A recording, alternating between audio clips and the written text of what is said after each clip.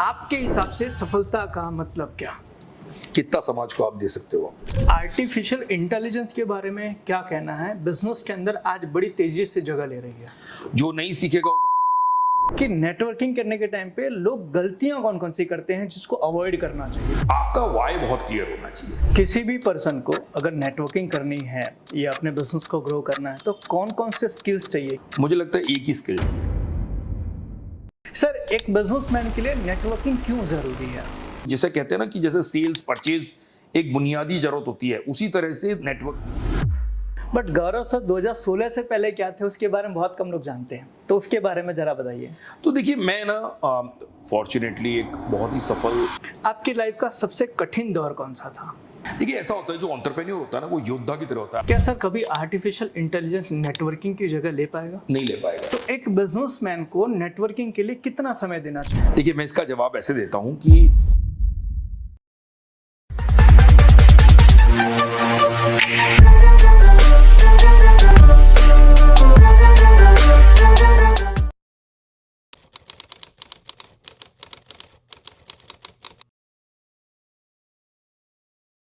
कहा जाता है नेटवर्क इज नेटवर्थ। तो ये एक सही वाक्य है और आज मैं आपको उनके साथ मुलाकात करवाने वाला हूं जिन्होंने इसको प्रूफ करके दिखाया है। आज मैं आपकी मुलाकात गौरव सिंघवी सर से करवाने वाला हूं जो बीएनआई के एक ऐसे पर्सन हैं जिन्होंने सूरत के अंदर बीएनआई को इंट्रोड्यूस किया और आज बीएनआई के एग्जीक्यूटिव डायरेक्टर भी हैं। बहुत सारे चैप्टर्स उनके अंडर में चल रहे हैं। तो चलिए आज उनसे जानते हैं कि नेटवर्किंग करने के क्या फ़ायदे हैं और क्यों हर बिजनेसमैन को नेटवर्किंग करनी चाहिए। Thank you so much sir हमारे पॉडकास्ट में आने के लिए। Thank you sir. सबसे पहले बीएनआई बहुत लोगों ने सुना होगा, बहुत सारे लोगों ने बीएनआई के बारे में सुना ही होगा लगभग। बीएनआई आपके नज़रिए से क्या है वो जानना चाहते हैं। देखिए, ऐसा है कि कहने के लिए ये एक नेटवर्किंग ऑर्गेनाइजेशन हो सकता है, लेकिन मेरे लिए बीएनआई एक ऐसी जगह है जहाँ पे कि लोग बाग आके एक दूसरे को कैसे समर्थन करें, एक दूसरे को कैसे मदद करें, उनके व्यापार में कैसे हेल्प करें। क्योंकि जो पहली कोर वैल्यू है ना बीएनआई की, वो है गिवर्स गेन। राइट। मुझे लगता है कि व्यापार आपने क्या पाया ना, वो इतना इंपॉर्टेंट नहीं, आपने दुनिया को क्या दिया। राइट। आपने अपने रूम को क्या दिया, आपने अपने जो साथ में आपके वहां पे वो चैप्टर में आदमी उसको क्या दिया। तो मेरे लिए बीएनआई एक देने की जगह है। राइट। मतलब पाने से ज्यादा मुझे नहीं मालूम, यदि मैं कहूंगा तो लोग बाग कैसा लेंगे लेकिन मेरे लिए बीएनआई एक देने की जगह है जहां पे कि आप लोगों को व्यापार देते हो, उनको समझ देते हो, उनके साथ मेंटरिंग करते हो, उनसे भी कुछ ना कुछ सीखते हो। बट सर्टेनली मेरे लिए देने वाली जगह है, मेरे लिए ऐसी है जो एक गिवर्स की प्लेस है। ग्रेट सर, बहुत बढ़िया।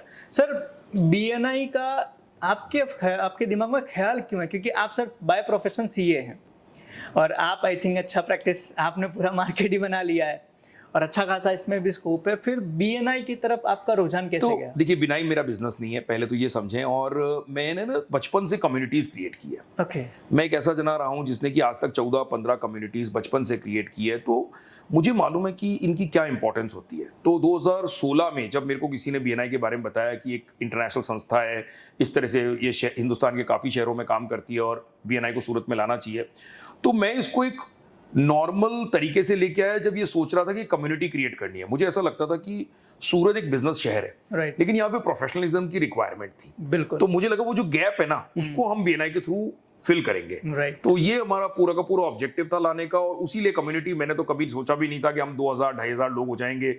मैं तो सोचा 100-200 लोगों की कम्युनिटी बन जाएगी, बट वहां से ऐसा इफेक्ट आया। और देखिए, मैं एक बात बताऊं, सूरत जो शहर है ना, वो बहुत ही अद्भुत शहर है। राइट, बिल्कुल। ये हर एक ऐसी चीज जो कि राइट है उसको अमेजिंगली एक्सेप्ट कर लेता है, और वो जो चीज जो इनके मतलब की नहीं है उसको 6 महीने में रिजेक्ट कर देता है। मतलब बेस्ट टू बेस्ट प्रोडक्ट आप यहाँ पे ले आइए, बेस्ट टू बेस्ट रेस्टोरेंट आप यहाँ पे ले आइए, बेस्ट टू बेस्ट कॉन्सेप्ट यहाँ ले आइए, यदि उनको यहाँ के लोगों को अपने मतलब का नहीं लगेगा या रिलेवेंट नहीं लगेगा तो उसको 6 महीने में बाहर कर देते हैं या साल भर में बाहर कर देते हैं। हमने बहुत एग्जाम्पल देखे हैं ऐसे। बिल्कुल सही बात। लेकिन सूरत ने जिस तरह से बीएनआई को एक्सेप्ट किया, 10वां साल 10th ईयर कंप्लीट कर रहे हैं आप सोचिए, और हर साल ग्रोथ, हर साल मेंबर्स बढ़े हैं, हर साल जबरदस्त ग्रोथ आई है। तो वो इस बात का धोता कि क्या बीएनआई ने कंट्रीब्यूट किया है शहर के लोगों के लिए और कैसा प्रोफेशनलिज्म लेके आया है। मतलब मैं आपको सच बताता हूँ कि 2016 के पैसे भी पहले भी यहाँ पे बिजनेस करते थे, हर आदमी बिजनेस करता था। लेकिन जिस तरह से बीएनआई ने इस बात को रखा है, जिस तरह से प्रोफेशनलिज्म आया है, लोग बाग एक दूसरे से अपॉइंटमेंट लेके मिलते हैं, कैलेंडर ब्लॉक करते हैं, टाइम के ऊपर मिलते हैं, मीटिंग टाइम पे चालू होती है, तो वो एक बहुत जबरदस्त कल्चर क्रिएट हुआ है। मतलब मुझे ध्यान है कि जब मैंने सुबह 8 बजे मीटिंग करनी चालू की, तो बीएनआई की मीटिंग 1 मिनट लेट नहीं चालू होती है। 8 बजे मतलब 8 बजे हम जो नेशनल एंथम है वो 8 बजे बजाते हैं। मतलब हमने आज 10 साल में हजारों मीटिंग कर दी, एक एक चैप्टर की 500-500 मीटिंग हुई है, एक मीटिंग एक बार लेट नहीं हुई। तो क्या लेवल का डिसिप्लिन, क्या लेवल का प्रोफेशनलिज्म, क्या लेवल का कल्चर इस शहर में आया होगा। तो रिक्वायरमेंट थी, उसके लिए लेके आए, और I am happy that people are benefited out of that. Sir, आपके इस बीएनआई के कारण हमें बहुत बेनिफिट हुआ। अरे वाह। क्योंकि सर हमने अपनी कंपनी को 2016 में स्टार्ट किया, एंड हमारा भी एक विजन था कि लोगों को ऑर्गेनाइज करना है, क्योंकि अनऑर्गेनाइज सेक्टर बहुत बड़ा है और वो ऑर्गेनाइज नहीं है, इसलिए वो बड़ा नहीं कर पा रहे। तो हमने जब लोगों के लिए ये करना शुरू किया तो हमें भी शुरुआत में बहुत सारी दिक्कतें आई, क्योंकि लोगों का माइंडसेट ही नहीं था। सूरत में जैसे आपने बताया कल्चर, प्रोफेशनल कल्चर था ही नहीं, लेकिन आफ्टर बीएनआई कम से कम लोगों के दिमाग में ये प्रोफेशनलिज्म नाम का कोई वर्ड तो घुसा। Very true. और जिनके कारण हमारे लिए काम करना आसान हो गया। हमने कितने सारे लोगों को ये चीज़ बताई कि आप देखिए, आप अपने बिजनेस में जा रहे हैं, आप अच्छे कपड़े पहन के जाइए, आप टाइम पर जाइए, आप अपने टीम से रिस्पेक्ट से बात कीजिए, आप किसी से मिलने जा रहे हैं तो अपॉइंटमेंट लेकर मिलने जाइए या मेल कीजिए, आप ये सारी चीज़ें करना शुरू कीजिए। हो सकता है उस टाइम पर जब हम बता रहे थे तब लोगों के दिमाग में नहीं आया, लेकिन आफ्टर बीएनआई ये चीज़ें कहीं ना कहीं दिमाग में उनके आई और लोगों ने प्रैक्टिस करना शुरू किया। क्योंकि सर मुझे आज खुद भी, जैसे मैंने बताया कि काफ़ी सारे मेरे क्लाइंट हैं जो आपके साथ ऑलरेडी जुड़े हुए हैं, और उन्होंने ये चीज़ मुझे बताई कि आफ्टर बीएनआई ज्वाइनिंग उनका जो ग्रोथ आया वो पिछले जितने भी साल उन्होंने बिजनेस किया उसमें कभी नहीं आया। Very true. तो ये चीज़ बीएनआई के कारण हुआ। सर एक चीज़ और, कि गौरव सर को तो लगभग अभी के टाइम पर सब जानते हैं, बट गौरव सर 2016 से पहले क्या थे उसके बारे में बहुत कम लोग जानते हैं, तो उसके बारे में जरा बताइए। तो देखिए, मैं ना फॉर्चुनेटली एक बहुत ही सफल चार्ट अकाउंटेंट रहा हूँ। मतलब 2013-14 तक में ही हमने, मतलब आपको मालूम होगा कि जो ये मेरी फाइनेंशियल सुपरमार्केट जो टावर है वो हमने 2011 में बना दिया था। तो मतलब वो सीए प्रैक्टिस के लिए ही बनाया था, और वो उस समय पे पहला सीए हाउस था या सीए का पूरा एक टावर था पूरे गुजरात के अंदर। तो आप समझ सकते हैं कि फॉर्चुनेटली एक सक्सेस अच्छी रही। 2002 के पहले मैं रिलायंस में था 4 साल, और उसके बाद में मैंने रिलायंस छोड़ के 2002 में प्रैक्टिस चालू की। लेकिन 8-9 साल का सफर इतना बढ़िया रहा कि हमने एक बहुत अमेजिंग लेवल पे पहुंच गए।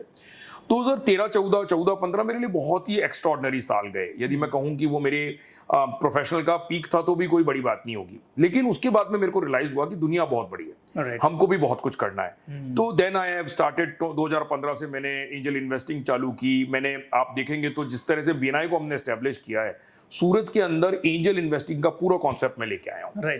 शहर में 2015 में जब मैं लोगों को बात करने लगा कि एंजल इन्वेस्टिंग कोई चीज होती है, किसी को मालूम भी नहीं था। और हमने अपने ऑफिस के ऊपर 50-50, 70-70 लोगों को बुला के, बाहर से, बॉम्बे से, बेंगलोर से स्टार्टअप फाउंडर्स को यहाँ बुला के पिच करते थे हम। तो वो पूरा का पूरा सफर रहा। तो 2016 के पहले का भी बहुत ही जबरदस्त सफर रहा। भगवान, god is been very kind to me कि मैं एक नए शहर में आया। मैं अजमेर से आता हूँ, राजस्थान के अजमेर शहर से आता हूँ। एक छोटा सा शहर है, तो मेरा तो यहाँ कोई जानकार नहीं था। मतलब मैं शायद एक अकेला ऐसा मारवाड़ी होऊंगा कि जिसका कोई रिश्तेदार यहाँ नहीं रहता है। अच्छा। मैं जब आया 1998 में, तब मेरा कोई रिश्तेदार नहीं था, और आज भी कोई रिश्तेदार नहीं है। मैं मेरी वाइफ का रिश्तेदार हूँ और वो मेरी रिश्तेदार है, और हमारे दोनों बच्चे हमारे रिश्तेदार है। यही मेरा रिश्तेदारी है। लेकिन पूरा शहर रिश्तेदार हो गया, पूरा का पूरा शहर रिश्तेदार हो गया। आज मतलब यदि लिस्ट बनानी पड़े तो शायद वो नंबर 2000-5000 तक जाएगा कि यदि मेरे को कोई सामाजिक फंक्शन करना हो। तो वो एक बहुत जबरदस्त प्रेम मिला इस शहर से। और सफर 2016 के बाद का भी बहुत अच्छा रहा और पहले का भी बहुत जबरदस्त था। कहते हैं जिस शहर के अंदर किसी का कोई नहीं था, आज पूरा शहर उसका हो गया है। ग्रेट सर, बढ़िया। सर, एक बिजनेसमैन के लिए नेटवर्किंग क्यों जरूरी है? क्योंकि बहुत सारे लोग अभी भी नहीं कर रहे हैं। देखिए, मैं आपको एक बात बोलता हूँ कि कई बार लोग बाग ये सवाल करते हैं कि नेटवर्किंग ये ना एक बेसिक नीड है। ये मतलब किसी बिजनेस की, जो जिसे कहते हैं ना कि जैसे सेल्स परचेज एक बुनियादी जरूरत होती है, उसी तरह से नेटवर्किंग भी एक बुनियादी जरूरत है। बिकॉज आप कैसे सेल करोगे, आप यदि लोगों को नहीं जानते तो कैसे करोगे। तो मोर इंपॉर्टेंट इज कि आज बाकी सारे शहरों में, बाकी सारी दुनिया में। अच्छा, दूसरा एक और बहुत इंटरेस्टिंग बात है कि नेटवर्किंग की रिक्वायरमेंट, जो बिजनेस नेटवर्किंग की रिक्वायरमेंट है, वो छोटे व्यापार के लिए नहीं, जितना बड़ा व्यापार होता है उतनी जरूरत होती है। मतलब यदि अंबानी साहब अपनी मैरिज को एक इंटरनेशनल अफेयर बनाते हैं और पूरी दुनिया के बेस्ट ऑफ द एंटरप्रेन्योर्स को वहां बुलाते हैं, बेस्ट ऑफ लोगों को बुलाते हैं, तो कहीं ना कहीं उनका भाव लोगों के साथ में अलग अलग कनेक्शंस का होगा। उसके बाद में हमने 10 बार सुना कि उनके ये ब्रांड लॉन्च हो गया, जो उनकी शादी में आए थे उनके बाद में ये टाई अप हो गया, ये हो गया। तो कहाँ था, क्या सोच थी? तो यदि उस लेवल का आदमी जो हिंदुस्तान का नंबर 1 एंटरप्रेन्योर है, वो भी ये इस बात को समझता है कि नहीं भाई, लोगों से मिलना, लोगों से जुड़ना, नेटवर्किंग का एस्टेब्लिशमेंट करना, भाई आपका फॉर्मेट कुछ और हो सकता है। हो सकता है आपने एक एंकर इवेंट क्रिएट कर लिया मैरिज को, बट ऑब्जेक्टिव तो क्लियर था कि आप लोगों के साथ कनेक्ट करना चाहते हो, दुनिया के बेहतरीन लोगों को आप बुलाना चाहते हो अपने यहाँ पे, और उनके साथ में राइट तरह का बिजनेस करना चाहते हो। तो वही एक फॉर्मेट है। आई थिंक छोटे से छोटा आदमी जो कल बिजनेस चालू कर रहा है, या वो आदमी जो कि यहाँ पे हजारों करोड़ का बिजनेस कर रहा है, सबके लिए नेटवर्क सबसे ज्यादा जरूरी है। और फ्रेंड, अब मैं एक ही बात कहूंगा बॉस, आप यदि किसी के बिजनेस को मेजर करना चाहते हो ना, तो आपको ये देखना पड़ेगा उसका नेटवर्क कितना बड़ा है। यदि उसका नेटवर्क पावरफुल है, मतलब मैं केवल नंबर ऑफ पीपल से नहीं कहूंगा, डेप्थ को भी नापूंगा कि उनका नेटवर्क में किस तरह के लोग हैं, तो आदमी पूरी तरह से बाय प्रोडक्ट और रिफ्लेक्शन उसके नेटवर्क का होता है। उसकी जिंदगी में जो सक्सेस वो पाता है ना, वो अपने नेटवर्क से पाता है। पैसे वाले बहुत सारे लोग हो सकते हैं, लेकिन कई बार आपका पैसे से भी वो काम नहीं हो सकता जो एक छोटी जानकारी से काम हो सकता है, जो एक नेटवर्क से काम हो सकता है। तो मुझे लगता है कि ये बुनियादी रूप से हर आदमी के लिए जरूरी है, हर एंटरप्रेन्योर के लिए, हर इंडिविजुअल के लिए जरूरी है। Great sir. तो मतलब नेटवर्किंग की इंपॉर्टेंस का तो मेरे को लगा जितना भी मैं बताऊं उतना कम पड़ेगा।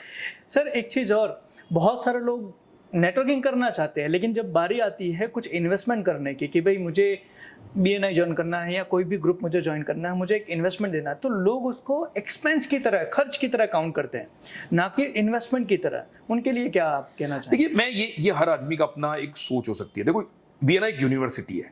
मैं कई लोगों को बोलता हूँ, कई लोग मेरे को बोलते हैं कि साहब हमने यहाँ ज्वाइन किया, वहाँ ज्वाइन किया। मैंने बोला इवेंचुअली तो आपको यूनिवर्सिटी में, यदि आपको बढ़ा पढ़ाई करनी है, आपको अच्छी डिग्री लेनी है, तो आपको यूनिवर्सिटी में आना पड़ेगा। BNI इज अ यूनिवर्सिटी, क्योंकि BNI, आप सोचो 84 countries of the world, 42 year से चलती हुई संस्था, 4 लाख से ज्यादा पूरी दुनिया के अंदर मेंबर। मतलब आज आप सोचिए हिंदुस्तान के कितने शहरों में होगा, 144।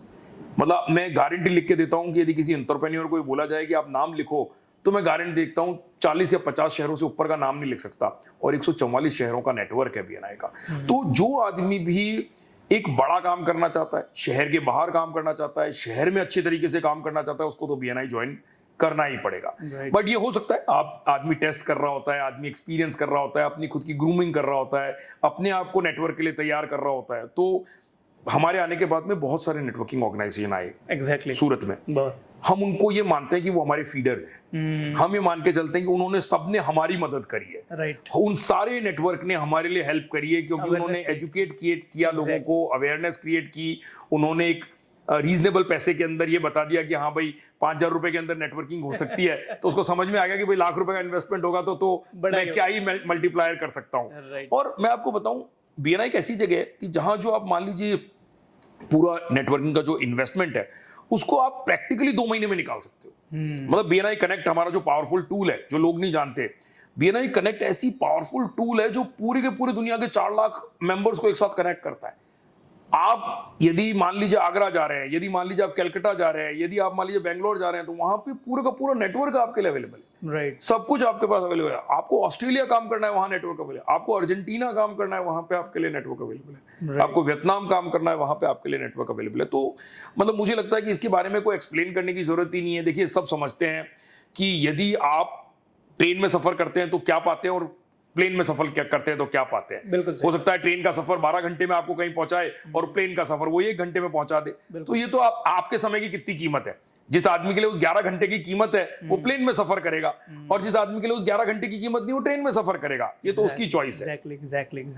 सर एक और सबसे बड़ी चीज जो मैं आपसे जानना चाहता हूँ कि नेटवर्किंग करने के टाइम पे लोग गलतियां कौन कौन सी करते हैं जिसको अवॉइड करना चाहिए। बिकॉज कई जगह पर मैंने देखा हुआ है कि जाते किसी और पर्पज से है, और शायद उनका वो पर्पस वहां से फुलफिल नहीं होता है, कुछ ऐसी मिस्टेक होती है। देखिए, आपका वाई बहुत क्लियर होना चाहिए। मैं सब लोगों को बोलता हूँ, जितने भी लोग BNI ज्वाइन करते हैं, मैं उनको बोलता हूँ कि आपको वाई बहुत क्लियर होना चाहिए। क्यों ज्वाइन कर रहे हो, क्या कारण है। यदि आपका रेफरल आपका कारण है कि मतलब बिजनेस आपको पाना है, बहुत बढ़िया। आपको नए फ्रेंड्स चाहिए, आपको नए आइडिया चाहिए, आपको प्रोफेशनलिज्म सीखना है, आपको लगता है कि हमारे को यहाँ पे मेंटोरशिप चाहिए, या हो सकता है आपका थॉट प्रोसेस हो कि आप 45 साल 50 साल के आदमी हो, आप ऐसे ग्रुप में जाना चाहते हो जहां से आपको एनर्जी चाहिए।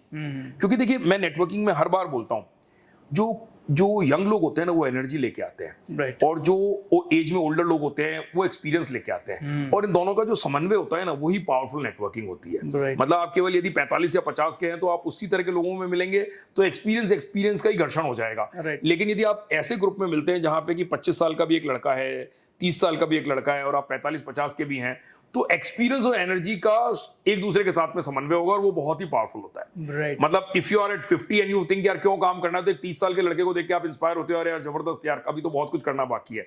और वहीं 30 साल का बच्चा भी इस बात से इंस्पायर होता है कि यार इन्होंने अंकल ने कितना बढ़िया किया, या इन भैया ने कितना बढ़िया काम किया है, इन्होंने 50 साल में अपनी जिंदगी में क्या बढ़िया किया है, मैं भी इनको देखता हूँ एक इंस्पिरेशन की तरह। राइट, तो ये बहुत पावरफुल तरीके से होता है, और मुझे लगता है कि इसी सोच के साथ में आदमी को रूम में आना चाहिए कि अपना वाई क्लियर होना चाहिए, why he wanted to join something, and then be behind that why, don't get distracted, because दुनिया में तो बहुत सारा डिस्ट्रैक्शन अवेलेबल है।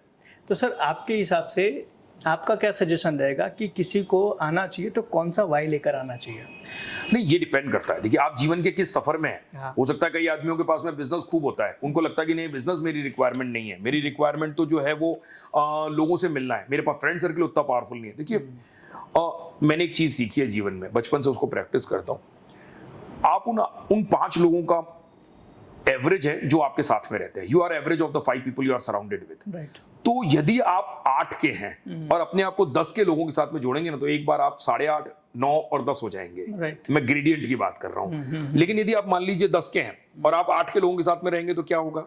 एक दिन आप भी एक दिन आप भी 8 के हो जाएंगे। तो सबसे इंपॉर्टेंट ये है कि क्यों हम कई बार बीएनआई ज्वाइन करते हैं, क्योंकि हमारे को उन 10 के लोगों लेवल के लोगों के साथ में रहना है। हमारे जीवन का सफर। दूसरा, आपने खुद ने महसूस किया होगा जीवन में दोस्त समान नहीं रहते। राइट, हमारे जीवन के जब शुरुआत हुई, बचपन था तो हमारे पास एक दोस्त थे, राइट, उसके बाद में कोई दूसरा दोस्त था, फिर तीसरा दोस्त था, फिर उसने हमारे जीवन में 5 साल मदद की, फिर हमको वो ऊपर लेके गया। हो सकता है फिर हम ओवर ग्रो हो गए तो हमारे को, मैं ये बचपन के लंगोटिया यारों की बात नहीं कर रहा, वो हो सकते हैं आपके एक साथ में पूरी जिंदगी रहें, उसकी बात नहीं कर रहा। मैं बिजनेस एनहांसमेंट की बात कर रहा हूँ। ऐसे दोस्त जो प्रोफेशनली आपको मदद करते हैं, ऐसे दोस्त जो आपकी प्रोफेशनल सफर में मदद करते हैं। जब तक आप 1 करोड़ से लेके 10 करोड़ का सफर कर रहे थे तो आपको किन लोगों के साथ में रहना था जिनका 10 से 15 करोड़ का टर्नओवर हो। अब यदि मान लीजिए 10 करोड़ से आपको 100 करोड़ जाना हो तो किन लोगों के साथ में रहना पड़ेगा जिनका 100 से 150 करोड़ का टर्नओवर हो। तो आपको खोजना पड़ेगा, रूम चेंज करना पड़ेगा, क्योंकि उस तरह के चैलेंजेस वही बता सकते हैं, क्योंकि उन्होंने सफर तय किया है कि 10 करोड़ से 100 करोड़ जाने का सफर क्या है। तो मुझे लगता है वो बहुत इंपॉर्टेंट है, और आप इसी तरीके से इस पूरी चीज को डिकोड कर सकते हो, समझ सकते हो, और वो अपना क्लियरिटी के साथ में आदमी को आना चाहिए और समझना चाहिए, तभी आप बेनिफिट ले पाओगे। ग्रेट, बढ़िया। सर किसी भी पर्सन को अगर नेटवर्किंग करनी है या अपने बिजनेस को ग्रो करना है तो कौन कौन से स्किल्स चाहिए? क्योंकि आप तो बहुत सारे स्किल्स के बारे में बात करते हैं जो बीएनआई के अंदर सिखाया भी जाता है, तो आपके हिसाब से वो कौन से 2-3 इंपॉर्टेंट स्किल्स है जो हर बिजनेसमैन को डेवलप करना चाहिए?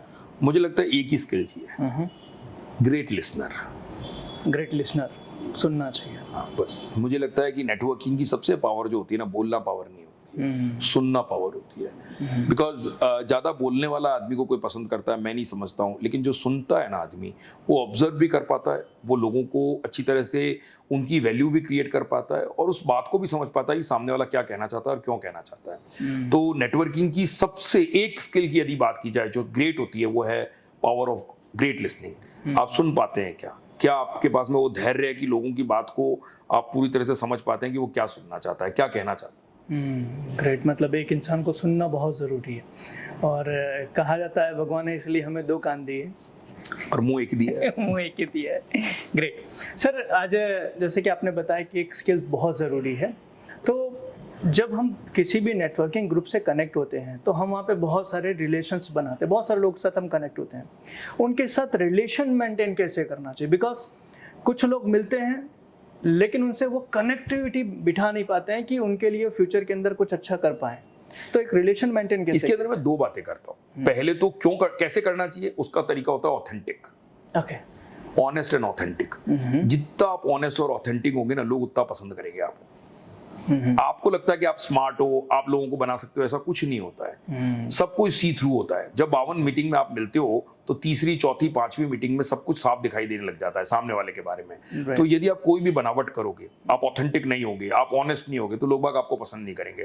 तो रिलेशनशिप बनाने का सबसे बड़ा जो तरीका है वो है ऑथेंटिक होना, ऑनेस्ट होना। अब इसकी दूसरी बात करता हूँ कि आपका जो जिगरी दोस्त है ना, वो किसी का जानी दुश्मन हो सकता है।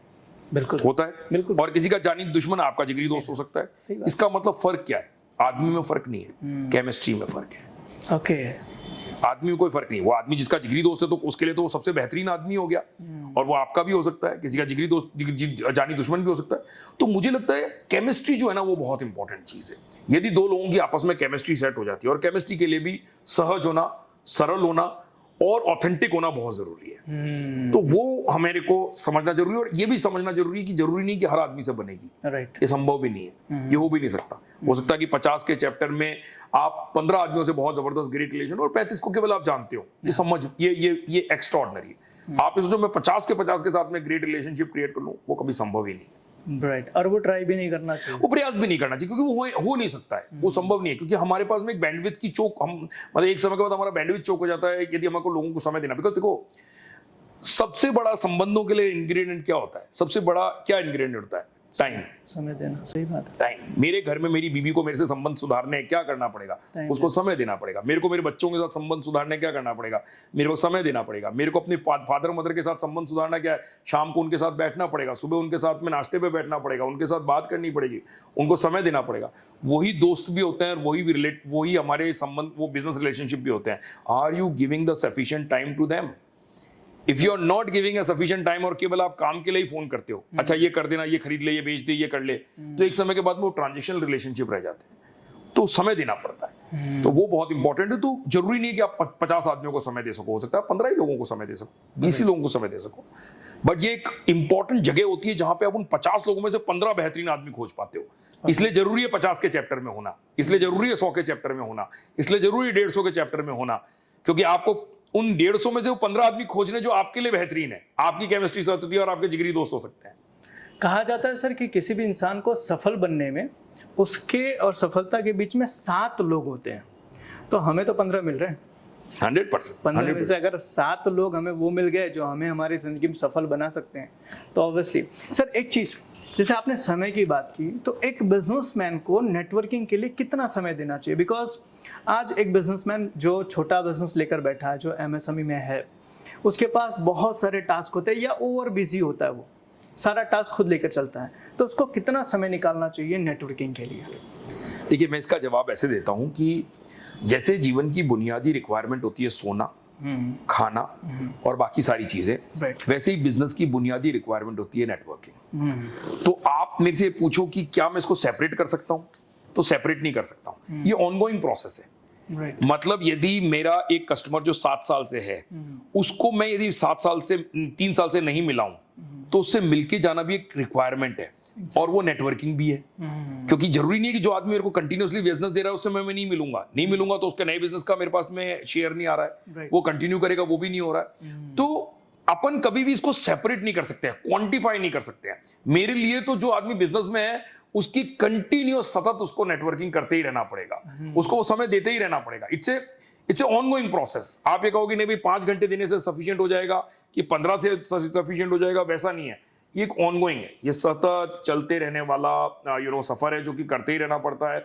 आपको एग्जिस्टिंग क्लाइंट से मिलना पड़ता है, आपको नई क्लाइंट से मिलना पड़ता है, आपको ओल्ड क्लाइंट से मिलना पड़ता है, नाराज क्लाइंट से मिलना पड़ता है, आपको नए बनाने के लिए क्लाइंट से मिलना पड़ता है, उन लोगों से मिलना पड़ता है जो आपको क्लाइंट इंट्रोड्यूस कर सकते हैं। तो ये मतलब जितना चाहिए उतना मुझे टाइम देना पड़ेगा, इट इज वो भी चाहिए भी, और दूसरा ये कंटिन्यूअस प्रोसेस भी है। मतलब चाहिए का नहीं है, मतलब यदि आप व्यापार कर रहे हो तो नेटवर्किंग तो निकल ही नहीं सकती। मतलब कोई आदमी कहे मैं नेटवर्किंग नहीं करूंगा और बिजनेस करता हूं, तो वो सफल ही नहीं हो सकता। I am pretty sure about that. Sir कभी ऐसा हुआ है, आपको फील हुआ है कि किसी ने बीएनआई या कुछ लोगों ने बीएनआई ज्वाइन की, और बीएनआई ज्वाइन करने के बाद में कुछ मिस्टेक करने लगे जो उनको नहीं करना चाहिए, खासकर किसी भी नेटवर्किंग ग्रुप के अंदर, तो वो कौन सी मिस्टेक्स होती है जिसको लोगों को अवॉइड करना चाहिए कि किसी भी नेटवर्किंग करने के टाइम पे? देखिए, मैं आपको एक बात बताऊं, एक तो केवल आप यदि पाना चाहते हो कि मेरे को लोग बाग बिजनेस दे दें और मैं किसी को बिजनेस नहीं दूं, वो सबसे बड़ी गलती लोग बाग करते हैं, नंबर 1। दूसरा, बीएनआई एक नेचुरल फिल्टर है। मैं आपको एक बहुत इंटरेस्टिंग बात बताऊं, कई बार कई लोग मेरे को बोलते हैं कि साहब ये 1 साल ही था फिर निकल गया, 2 साल ही था फिर निकल गया। बीएनआई एक नेचुरल फिल्टर है। यदि आप ऐसे जने हो जो कि लोगों को व्यापार नहीं दे रहे हो, तो शुरुआत के 5 हफ्ते, 10 हफ्ते, 15 हफ्ते लोगों को ये नहीं मालूम पड़ेगा, लेकिन 15वें हफ्ते के बाद में लोगों को मालूम पड़ने लग जाएगा कि आप केवल बिजनेस लेने आते हो, देने नहीं आते हो। तो मैंने जो बताया ना कि गिवर्स गेन सबसे पहली चीज है, तो वो लोग जो लोग ये सोच के आते हैं कि हम यहाँ पे केवल पाने आए हैं वो निकल जाते हैं। और बीएनआई कंप्लीटली नेचुरल प्रोसेस है। मतलब आपको मालूम ही पड़ जाएगा कि 3 साल 2 साल बाद जो कोई आदमी छोड़ के चला गया तो इसका मतलब उसने अपना कंट्रीब्यूशन देना ही कम कर दिया था या वो नहीं देता था, इसी के लिए सिस्टम में से बाहर निकल गया है। तो जो भी आए अभी वापस लोग बहुत सारे ज्वाइन कर रहे होते हैं बीएनआई, वो यही सोच के साथ में ज्वाइन कर रहे हैं कि अब मैं गिव देने आ रहा हूँ, और देने आ रहा हूँ तो वो मल्टीफोल्ड पाते हैं, 10 गुना पाते हैं, 20 गुना पाते हैं, 50 गुना पाते हैं। मतलब आप अगर ज्वाइन कर रहे हो कोई भी नेटवर्किंग ग्रुप तो पहले आप देने की एक इच्छा रखो, पहले नहीं, सतत देने की रखो। जो आने वाला है ना वो बाय प्रोडक्ट है, और मैं बताता हूँ वो मल्टीफोल्ड होता है। ग्रेट। मतलब ये नहीं है कि मैं आऊंगा पहले और अपनी क्रेडिबिलिटी बनाने के लिए 5 आदमियों को बिजनेस दे दूंगा, उसके बाद चुपचाप बैठ जाऊंगा, वैसा नहीं। कंटिन्यूअसली सहज भाव से देते ही जाओ, फिर आप पाओगे कि एक फनल क्रिएट हो जाएगा जो आपको यूनिवर्स इस तरह से देने लग जाएगा कि आपको ही नहीं मालूम पड़ेगा। तो आप मेरे से पूछो कि एक स्किल परमानेंटली क्या रखनी चाहिए, वो रखनी चाहिए देने की भावना। देने की भावना। ग्रेट सर, जैसे मैंने बताया सर कि बीएनआई है, इसके अलावा सूरत में और भी बहुत सारे ग्रुप, क्या डिफरेंस है सर दोनों ग्रुप के बीच में? कि हमारे बीएनआई के अंदर क्या ऐसी खासियत है जो अदर लोग अभी भी नहीं कर पा रहे हैं? नहीं देखिए, बीएनआई तो बहुत ही अलग ऑर्गेनाइजेशन है, बहुत ही स्ट्रक्चर्ड ऑर्गेनाइजेशन है, 42 साल के सफर से गुजरा हुआ ऑर्गेनाइजेशन। हमने सारे एक्सपेरिमेंट कर लिए, जो एक्सपेरिमेंट कर रहा है ना वो सब कुछ बीएनआई कर चुका है। कि हमको रात को मीटिंग करनी चाहिए क्या, दिन में मीटिंग करनी चाहिए क्या, हमको एक मीटिंग करनी चाहिए क्या, हमको ये करना चाहिए, वो सब कुछ हम कर चुके हैं। तो हम तो एक फाइनल डेस्टिनेशन है किसी की नेटवर्किंग के, फाइनल डेस्टिनेशन। यदि कोई आदमी बिजनेस कर रहा है ना तो उसकी नेटवर्किंग का फाइनल डेस्टिनेशन बीएनआई है। तो बाकी कोई क्या कर रहे हैं मुझे नहीं मालूम है, they have their, I have full respect for everybody.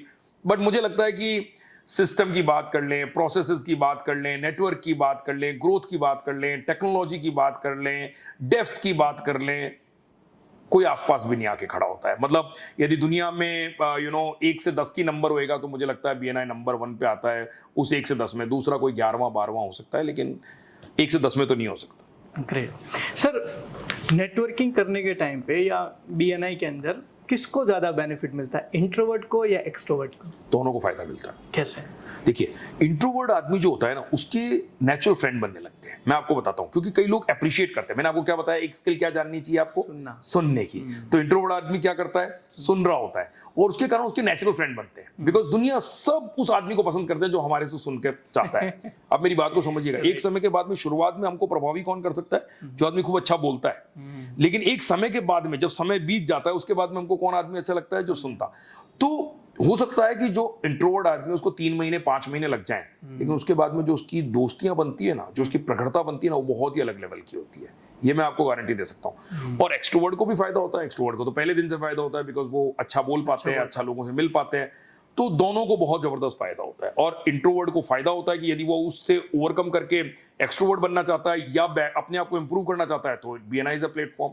और एक्सट्रोवर्ट को ये फायदा होता है कि वो अपने आप को रेगुलेट करना चाहता है और थोड़ा इंट्रोवर्ट रखना चाहता है, तो वो फायदा होता है कि बिकॉज उसको लोगों को सुनना भी पड़ता है, क्योंकि यहाँ पे तो हर आदमी अपने बिजनेस को, अपनी बात को रखने आया है। ग्रेट सर, फिलहाल बीएनआई के सूरत में कितने चैप्टर चल रहे हैं? 30 चैप्टर है। 30 चैप्टर, और ये 30 चैप्टर को चलाने वाले लीडर्स हैं।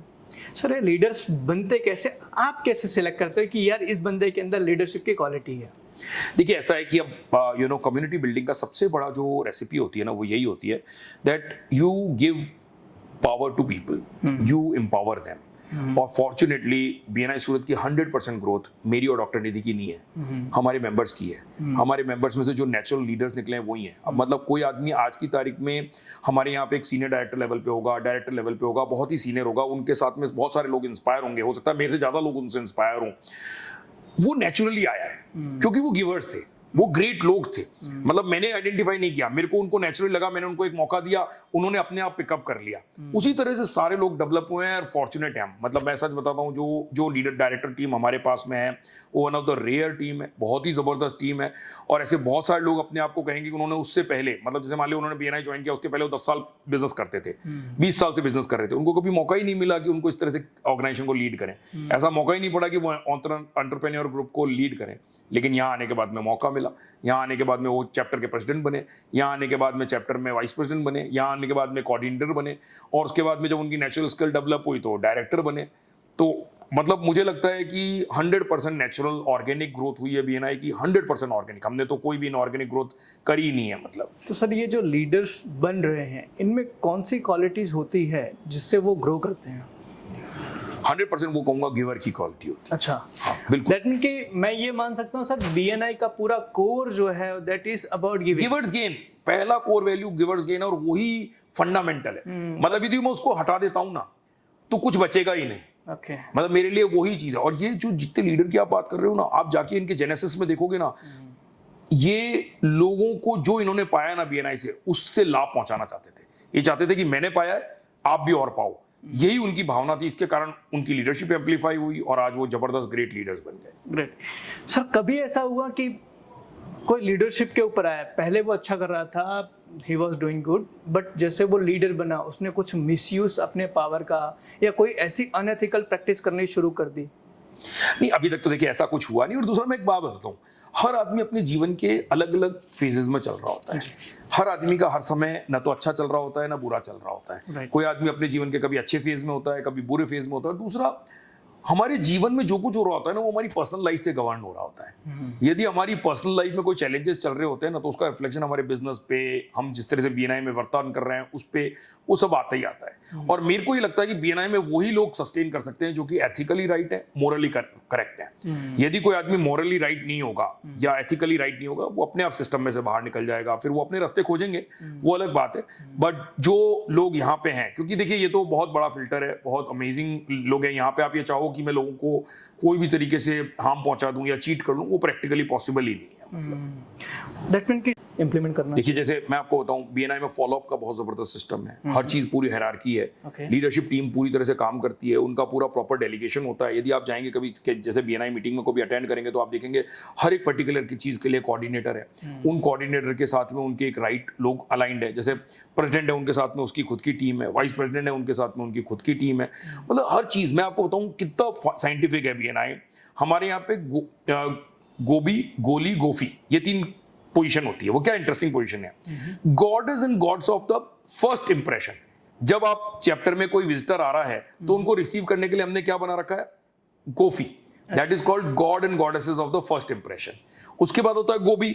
वो कौन होता है, जो कि सबके बिजनेसेस को समझता है और उस विजिटर के साथ में उस बिजनेस को कनेक्ट कर सकता है। वो होता है गोबी। What is that, god and god is the business interest और बिजनेस इंप्रेशन, आप समझे। उसके बाद में कौन होता है, उसके बाद गोफी होता है। वो कौन होता है, गोभी होता है, गोभी और गोली होता है। तो गोली वो कौन होता है, God and god is of the lasting impression. तो आप सोचिए क्या ब्यूटीफुल सिस्टम है कि एक विजिटर आया, उसको गोफी ने अटेंड किया, गोभी ने अटेंड किया, और उसके बाद में गोली ने उसको ये मेक श्योर किया कि वो कैसे पूरे का पूरा चैप्टर की एक्सपीरियंस उसने लिया, उसने क्या एक्सपीरियंस किया, उसने ब्रेकफास्ट अपना किया कि नहीं किया। एक छोटा सा सिस्टम है। यदि हम हमारे इस ऑर्गेनाइजेशन में इस तरह का सिस्टम डाल दें कि यदि कोई नया क्लाइंट आ रहा है तो उसको रिसीव करने के लिए एक बंदा है, जो उसको रिटेन करने के लिए एक बंदा है, और उसके बाद में यदि वो जा रहा है तो उसका एग्जिट इंटरव्यू लेने के लिए एक बंदा है कि भैया आप क्यों जा रहे हो, क्या प्रॉब्लम आ रही है, क्या समस्याएं आ रही है, तो पूरी चीज चेंज हो जाएगी। ग्रेट सर, ग्रेट, बहुत बढ़िया सर, बहुत बढ़िया। ये बिजनेस के बारे में सर बहुत सारी चीजें सर, जैसे कि बीएनआई के अंदर हम काम करते हैं, बीएनआई के अंदर हम बहुत सारे, जैसे आपने बताया सिस्टम के बारे में, यहाँ पर एक सिस्टम जो मुझे पता है क्योंकि मैंने भी बीएनआई की कुछ मीटिंग्स अटेंड की है, एक ड्रेस कोड का सिस्टम और दूसरा टाइम पंक्चुअलिटी का सिस्टम। इसके पीछे का क्या साइंस है? देखिए, मुझे लगता है कि ये बेसिक फिल्टर्स है। मतलब आप यदि किसी आदमी को अच्छा देखते नहीं हो, देखो इस बात को बहुत प्रमुखता से किसी आदमी ने रखा है ना, तो नरेंद्र मोदी साहब ने रखा है। हाँ। कि यदि आप ग्रेट लीडर हो, आप हिंदुस्तान का नंबर 1 चेहरा हो, तो आपको दिखना भी अच्छा पड़ेगा और आपको रहना भी अच्छा पड़ेगा। आपको वेल ड्रेस्ड रहना पड़ेगा। और वो रिप्रेजेंटेशन है। उससे पहले तक की क्या था, इस बात के ऊपर इतना एम्फसाइज ही नहीं था, लेकिन हमें उसके बाद में समझ में आया कि नहीं, looking good is very important. तो बिजनेस में यदि आप किसी से मिलने जा रहे हो तो फर्स्ट इंप्रेशन कैसे आता है, आप कैसे आए हो, आपने सूट पहना है कि नहीं पहना है, आप वेल ड्रेस्ड आए हो कि नहीं आए हो, आपका शर्ट प्रेस है कि नहीं है, बाकी चीजें ढंग से है कि नहीं है, यदि आपने टाई पहनी है तो प्रॉपर्ली पहनी है कि नहीं पहनी, तो वो बहुत इंपॉर्टेंट होता है। और देखिए, मैं कह लूं कितना भी कह लें, जजिंग आती है, बिल्कुल आती है। हम कितना भी कुछ भी कह लें, और बिजनेस इन्हीं बातों पे होता है, क्योंकि हम बहुत सारे माइलस्टोन से उनको गुजार रहे होते हैं, ढंग से प्रॉपर आया है कि नहीं आया। मेरे लिए बहुत बड़ा ये है, यदि कोई आदमी वेल ड्रेस नहीं रहता है, मैं उसको बिल्कुल नहीं, मतलब I look at people's nail, I look at people's hair, I look at people's dressing, and I am very conscious about that. मुझे लगता है कि ये आदमी यदि जीवन में ऐसे रहता है, इसका मतलब इसकी सोच वहां से आती है।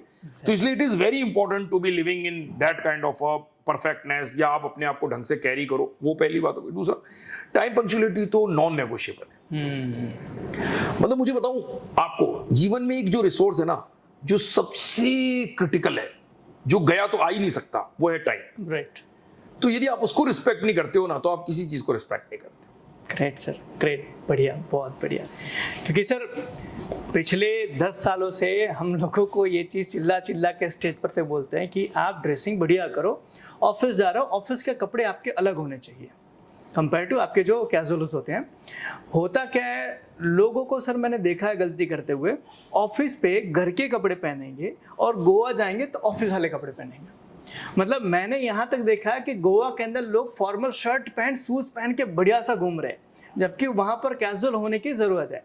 और वो अपनी ऑफिस पर या अपनी फैक्ट्री पर जाते हैं तो लोअर में कभी चले जाते हैं, कभी जीन्स में चले जाते हैं, या कभी कोई भी कपड़े लेकिन पहन के मुझे चले लगता है ये तो बहुत सामान्य चीज है, मतलब ये बोलना पड़ता है ना, वो भी मुझे लगता है कि मतलब इससे इंफीरियर बात नहीं हो सकती। Exactly. मतलब ये तो आदमी अपने जीवन में बुनियादी रूप से सीखता है। यदि वो नहीं सीखता है तो मतलब कोई आदमी मेरे को कहे मेरे नेल, आज तक कोई आदमी बोल दे कि एक बार भी बढ़े हुए दिख ही नहीं सकते, बिल्कुल सही बात। क्योंकि उन्होंने बचपन में सीख लिया है कहीं पे, एक समय सीख गया, बस खत्म हो गई बात। उसके बाद में कभी किसी को बोलने की जरूरत नहीं पड़ी। But I see people living shabbily, मतलब नहीं करते। अब वो ये नहीं समझ रहे कि भैया इससे तेरा पूरा का पूरा आउटलुक दिखाई दे रहा है, इससे पूरा रिप्रेजेंटेशन हो रहा है कि how are you going to be delivering my work. Exactly. तो वो है, कोई बात नहीं, लेकिन सीखेंगे।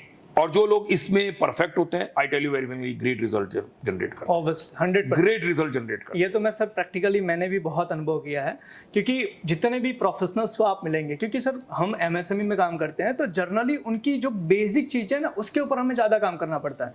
आपकी ड्रेसिंग अच्छी होनी चाहिए, आप अपनी ऑफिस पे फैक्ट्री पे जाओ तो आप कुछ भी चेविंग मत करो, आप कुछ भी चबाओ मत। यहाँ तो वो सिचुएशन ये है सर कि आप क्लाइंट के सामने बात कर रहे हैं, मुंह के अंदर आपका गुटखा भरा हुआ है, मावा भरा हुआ, आप उसके साथ में क्लाइंट के साथ में डिस्कशन कर रहे हो। अब उसके डील क्लोज होने के चांसेस कितने हैं? पहली चीज। दूसरी चीज, आपने किसी को टाइमिंग दे दिया कि भाई मैं 10 बजे पहुंचूंगा, आप पहुंच रहे हो 10:30 बजे 11 बजे पहुंच रहे हो, तो आपके मतलब उसकी टाइम की वैल्यू क्या? बिल्कुल सही बात, 100% सही, 100%। ये चीज सर मैंने बचपन से सीखी हुई है, क्योंकि हम लोग जब थे तो हमारे पीटी के टीचर थे। ये दो चीजें मैं सबने सिविल साइंस में वही सीखी हुई है भाई। Exactly. लेकिन लोग याद ही नहीं रखते, लोग किसी चीज को याद ही नहीं रखते। आज भूल गए, वही चीज है सर। ग्रेट, बढ़िया सर। आज बहुत सारे स्टार्टअप्स के साथ में आपने कहीं ना कहीं कनेक्ट किया होगा, बहुत लोग में होंगे सर। कोई भी बिजनेस होता है उसके अंदर सबसे बड़ी गलती लोग क्या करते हैं? मैंने 189 स्टार्टअप में खुद ने इन्वेस्ट किया है, 189 स्टार्टअप में इन्वेस्ट किया है। तो सबसे बड़ी गलती क्या करते हैं, मुझे लगता है कि वो खुद सुपरमैन होना चाहते हैं। उनको लगता है कि हर चीज मैं कर सकता हूँ, राइट, जो कि सच नहीं है। Everybody has an ability of doing something extraordinary, but he has not an ability to do everything extraordinary. Right, That is very important. आपको ये समझना ही पड़ता है कि मैं कोई हो सकता है सेल्स में मास्टर, राइट, हो सकता है कोई प्रोडक्ट में मास्टर, हो सकता है कोई मार्केटिंग में मास्टर, हो सकता है कोई मैनेजमेंट में मास्टर हो, किसी का एचआर बहुत पावरफुल हो। लेकिन प्रॉब्लम ये होती है कि जब आप एंटरप्रेन्योर हो जाते हो तो आपको लगता है कि आप बाप हो और आपको सब कुछ आता है, वो होता नहीं है। वो सबसे बड़ी गलती करते हैं। They don't take right set of people in their organisation to fill that gap. मुझे यदि एचआर नहीं आता तो मुझे क्या करना पड़ेगा, एक एचआर मैनेजर राइट रखना पड़ेगा। यदि मुझे मैनेजमेंट नहीं आता तो क्या करना पड़ेगा, मैनेजमेंट का राइट आदमी रखना पड़ेगा। यदि मुझे सेल्स नहीं आती तो मुझे 4 सेल्समैन के अच्छे आदमी रखने पड़ेंगे, या सेल्स की फिर ट्रेनिंग लेनी पड़ेगी। तो वो मुझे लगता है कि वो शॉर्टकमिंग मैं देखता हूँ। और वो जब आप बहुत बड़े लेवल पे ग्रो करना चाहते हो तो वो जो शॉर्टकमिंग्स हैं वो बहुत ज़्यादा एम्पलीफाई हो जाती है, बहुत बड़ी हो जाती है। और वो जब आप दूसरों का पैसा लेके करते हो तो वो रिस्क और भी बड़ा हो जाता है। स्टार्टअप में तो वही चीज़ होती है कि आपने पैसा किसी और का ले लिया, लेकिन आपके पास में एबिलिटी नहीं थी, आपके पास में एबिलिटी टू एग्जीक्यूट ही नहीं थी कि इतना बड़ा आप चीज़ क्रिएट कर पाते। राइट, तो वो बहुत इंपॉर्टेंट है। Great sir. जैसे आपने बताया कि एक बंदा खुद सुपरमैन बनना चाहता है जबकि उसको टीम हायर करनी चाहिए, तो दूसरा क्वेश्चन वही है sir, how to hire good team? देखिए ना, इसका कोई डिफिनेटिव आंसर नहीं है। मैं भी अभी तक मतलब 28 साल हो गए इससे जूझ रहा हूँ, मैं भी अभी भी इसका राइट जवाब नहीं दे पाता हूँ। लेकिन मुझे लगता है कि लोगों से कन्वर्सेशन करना चाहिए और अपनी एक्सपेक्टेशन रखनी चाहिए कि भाई मेरे को ये रिक्वायरमेंट है। अब उसके बाद में नहीं होए तो वो एक अलग बात है, बट मुझे लगता है कि 2 ही चीज़ें। सबसे पहले तो आप ये क्लियर कीजिए कि भाई आपको क्या रिक्वायरमेंट है, आप क्यों किसी को हायर कर रहे हैं, उनसे आपकी अपेक्षा क्या है, वो क्लेरिफाई कीजिए। और उसके बाद में उनको कंटिन्यूसली उस बात के लिए बताइए कि भाई मेरे को ये आपसे अपेक्षा है, मेरे को आपसे ये अपेक्षा है। तो वही तरीका है मतलब। लेकिन आप मेरे से पूछो तो सही बात है कि मैं भी अभी भी एट अ डिस्कवरी स्पेस हूँ। मैं कह दूँ कि मैं रिक्रूटमेंट में क्या मास्टर हो गया तो नहीं हूँ। मतलब मैं I want to accept that I am also incomplete. चलिए, ग्रेट सर। एक जैसे कि आपने बताया कि आप बहुत सारे स्टार्टअप में आप एज अ इन्वेस्टर भी हैं सर। एक फाउंडर को जिसने बिजनेस शुरू किया उसको कब फंडिंग लेनी चाहिए? देखिए ऐसा है, जब आप इस बात के लिए तैयार हो कि आपके दूसरे के रुपए को, मेरे फादर साहब ने मेरे को एक बात समझाई और जो मुझे मेरे साथ जीवन भर रहती है। उन्होंने मेरे को कहा कि तुम्हारे 1 रुपए को तुम 75 पैसा मानना और दुनिया के 1 रुपए को 1.25 रुपया मानना।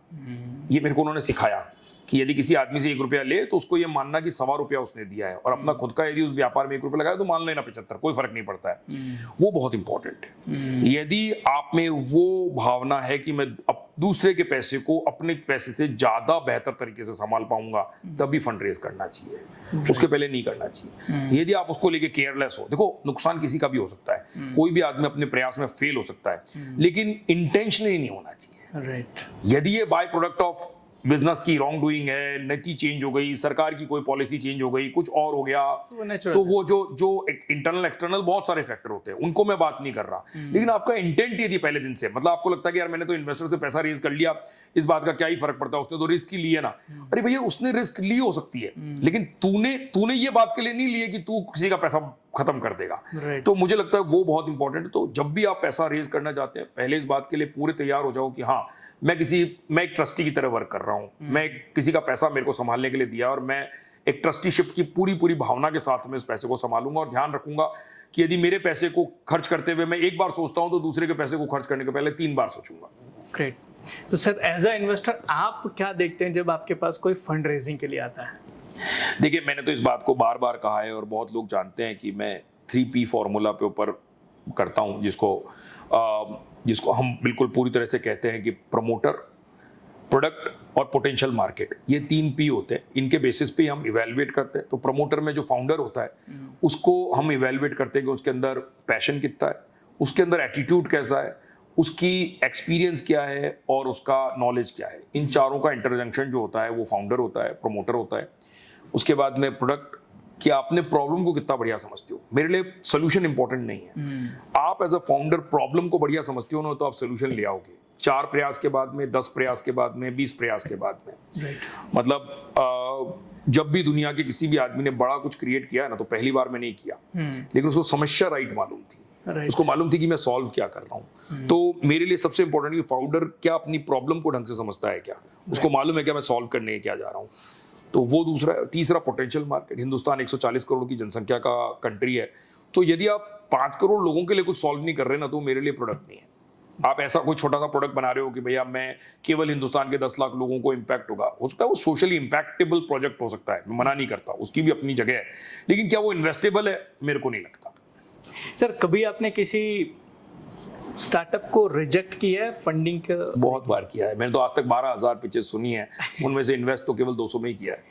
तो सर मानिए इसमें सबसे बड़ा लोग जिनको रिजेक्ट आप करते हैं, उसमें सबसे बड़ा लोग जब सबसे बड़ी मिस्टेक जो करते हैं वो कौन सी करते हैं जिसके कारण आप उनको रिजेक्ट करते हैं? एक मिस्टेक नहीं कहूंगा, बिकॉज हमने किसी को शायद प्रोडक्ट के लिए रिजेक्ट किया होगा, किसी को हमने फाउंडर के एंथुसियाज्म के लिए रिजेक्ट किया होगा, किसी को हमने किसी और चीज़ के लिए किया होगा। मेरे को ऐसा लगा होगा कि इसका प्रोडक्ट इतना बड़ा नहीं है, मार्केट साइज इतना बड़ा नहीं हो सकता। तो ये डिपेंड करता है, बट एक चीज़ जरूर समझने का कि मुझे लगता है कि जो लोग ओपन टू लिसन होते हैं ना, वो ज्यादा बेटर फाउंडर होते हैं। कई बार हम फीडबैक के लिए, जैसे मान लीजिए हम कभी फाउंडर के साथ में बात कर रहे होते हैं और वो एकदम डिफेंसिव हो जाते हैं या ऑफेंसिव हो जाते हैं, दोनों में, तो वो नहीं चाहिए। ओपननेस होनी चाहिए, सुनने को तैयार होना चाहिए। यदि कोई इन्वेस्टर फीडबैक दे रहा है तो उसको सुन सके, उसको बोल सके सर मैं चेक करके बताऊंगा, या मैं सर आपको बताऊंगा कि क्यों ऐसा हम कर रहे हैं। तो वो मुझे कई बार लगता है, मतलब वो क्लियर टर्न ऑफ होता है। यदि अपन ने कभी किसी को फीडबैक दिया पिच के अंदर, वो एकदम सामने वो उसके ऊपर एकदम मतलब अग्रेसिव होते हैं, या मान लीजिए ऐसा बताते हैं कि उनको नहीं समझ में आया या वो नहीं समझ पा रहे हैं, तो दोनों ही सिचुएशन मेरे लिए खराब है। मतलब दैट मीन कि अगेन फिर से जो हमने पिछली बात की थी कि एक बिजनेसमैन के अंदर गुड क्वालिटी जो होनी चाहिए, that is great listening skills. हाँ, यहाँ पे लिसनिंग के थोड़ा बियॉन्ड है। यहाँ पे लिसनिंग के बियॉन्ड ये है कि आपको राइटली लोगों को सुन के एक्सेप्ट करने की भावना भी होनी चाहिए। दैट मीन रिजिड नहीं होना है। हाँ, रिजिड नहीं हो, बिल्कुल रिजिड, क्योंकि फाउंडर तो हो ही नहीं सकता है। कोचेबल होना चाहिए, वो रेडी टू लिसन होना चाहिए, रेडी टू एक्सेप्ट होना चाहिए। यदि वो है नहीं तो आपने बड़ा कुछ क्रिएट ही नहीं कर पाओगे, क्योंकि जीवन तो सतत परिवर्तन का ही नाम है। रोज परिवर्तन आ रहे हैं, रोज नया कुछ हो रहा है। राइट। तो आपको हो सकता है जितना मालूम उतना ही मालूम है, मतलब मैं तो दुनिया की सबसे बड़ी प्रॉब्लम ये नहीं है कि आप नहीं जानते हो, ये है कि आप क्या नहीं जानते हो। I don't know what I don't know, exactly. That is a bigger problem.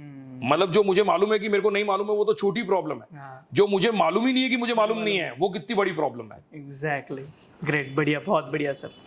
Sir एक हमारा सेक्शन होता है रैपिड फायर, तो उसमें थोड़ा सा आपसे जानना चाहेंगे कि आप बताइए एक वर्ड दो में से, रेफरल या एडवर्टीजमेंट। रेफरल। क्यों sir?